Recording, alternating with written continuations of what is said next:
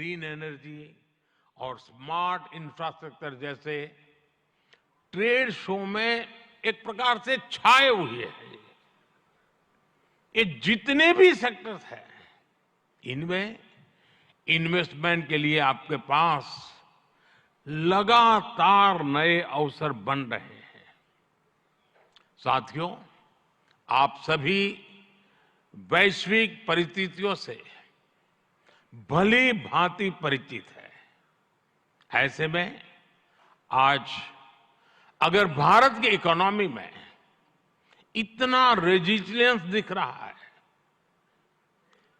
अगर आज भारत की ग्रोथ में इतना मोमेंटम दिख रहा है, तो इसके पीछे बड़ी वजह है बीते 10 वर्षों में स्ट्रक्चरल रिफॉर्म्स पर हमारा फोकस। इन रिफॉर्म्स ने भारत की इकोनॉमी की कैपेसिटी, कैपेबिलिटी एंड कॉम्पिटिटिवनेस बढ़ाने का बहुत बड़ा काम किया है। रिकैपिटलाइजेशन और आईबीसी से हमने भारत के बैंकिंग सिस्टम को दुनिया के सबसे मजबूत बैंकिंग सिस्टम में से एक बना दिया है। ईज ऑफ डूइंग बिजनेस पर जोर देते हुए हमने 40,000 से ज्यादा कंपनीज को समाप्त कर दिया है, कंप्लायंसेस को समाप्त कर दिया है। जीएसटी ने भारत में टैक्स के अनावश्यक जाल को खत्म किया है।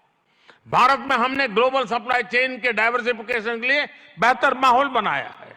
हाल में ही हमने 3 FTA साइन किए ताकि ग्लोबल बिजनेस के लिए भारत और अट्रैक्टिव डेस्टिनेशन बन सके।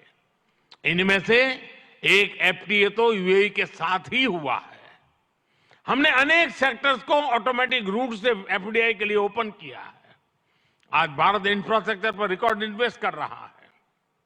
पिछले 10 वर्ष में भारत का कैपेक्स 5 गुना अधिक हो चुका है। फ्रेंड्स, भारत आज ग्रीन एनर्जी और ऑल्टरनेटिव एनर्जी सोर्स को लेकर भी अभूतपूर्व गति से काम कर रहा है।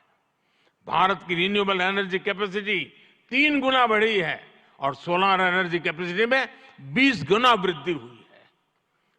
डिजिटल इंडिया मिशन ने भारत में लाइफ और बिजनेस दोनों को ट्रांसफॉर्म कर दिया है। 10 वर्षों में सस्ते फोन और सस्ते डेटा से डिजिटल इंक्लूजन की नई क्रांति आई है।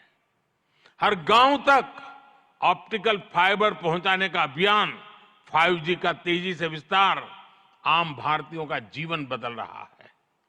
आज हम दुनिया में तीसरे बड़े स्टार्टअप इकोसिस्टम है। 10 वर्ष पहले तक भारत में कुछ 100 स्टार्टअप थे। आज भारत में 1,15,000 रजिस्टर्ड स्टार्टअप्स है।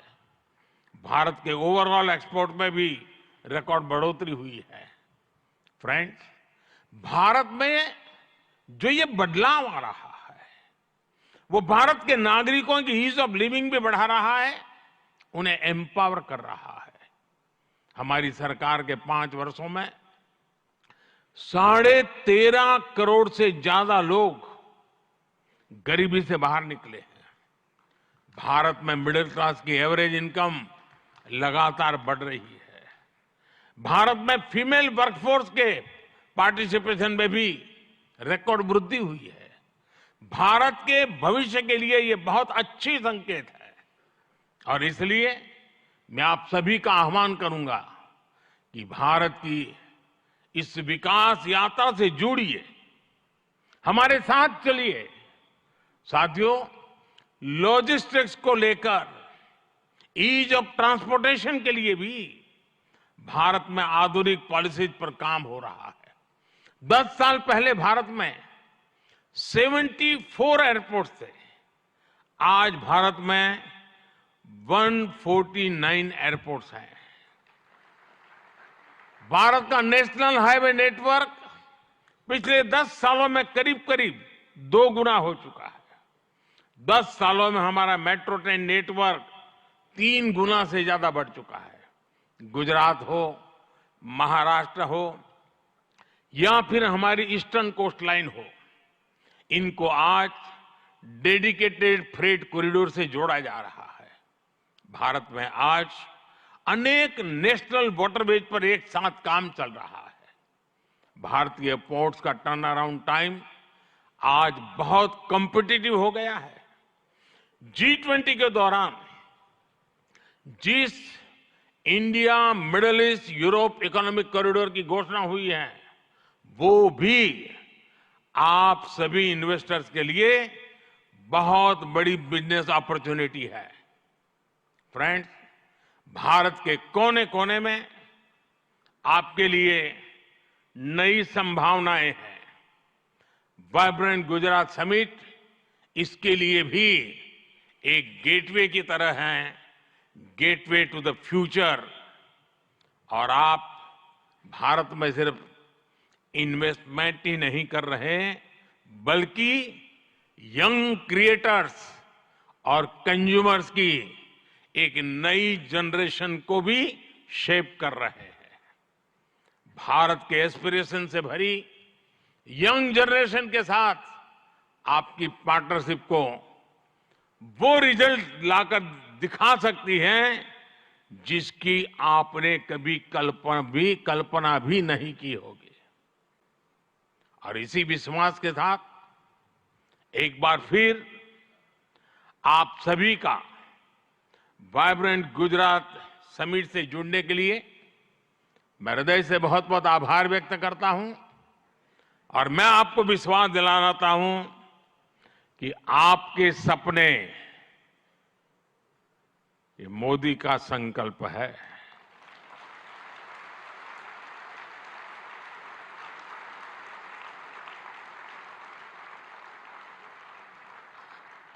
आपके सपने जितने बड़े होंगे, मेरा संकल्प भी उतना ही बड़ा होगा। आइए, सपने देखने के अवसर अनेक हैं, संकल्प पूरा करने का सामर्थ्य भी मौजूद है। बहुत बहुत धन्यवाद।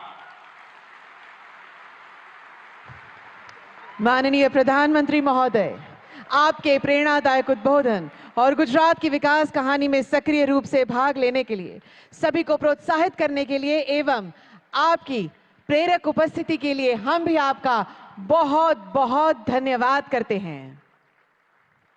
We extend our heartfelt appreciation for the same.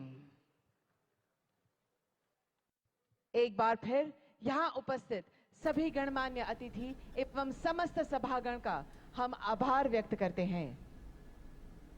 बहुत बहुत धन्यवाद।